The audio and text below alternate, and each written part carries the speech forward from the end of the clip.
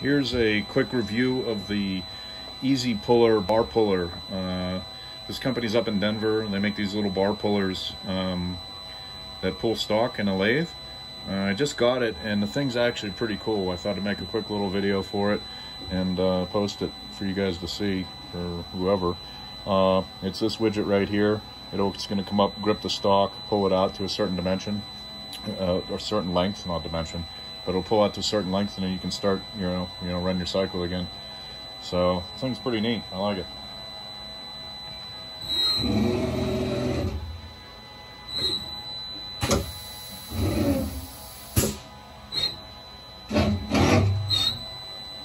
So, there you go. It's got these arms on it that they're really, tough. They're a little bit strong for aluminum because they dig into the aluminum pretty hard. They make different springs that you can put inside of this to reduce the amount of tension that they grip.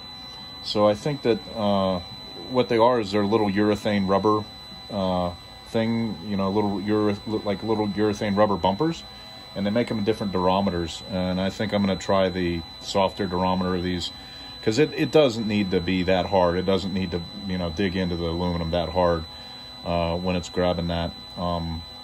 So it's not a big deal for the parts I'm going to be making, because that'll all get turned off. But it's pretty aggressive, and I think that like I said, the springs that are in here, I think they're more suited for maybe a steel material, something harder. So, but anyway, the thing is pretty slick. It works pretty well. It's a little bit tough to get into a gang lathe. You got to really plan stuff out. As you can see, clearance on everything gets pretty tight on this stuff. But in a turret lathe, I think this thing would be great. I think if I ever have a turret lathe, I'll for sure use one of these things. So there you go. Easy Puller, great product.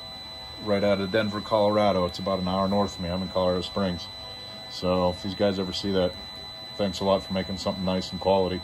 Take it easy.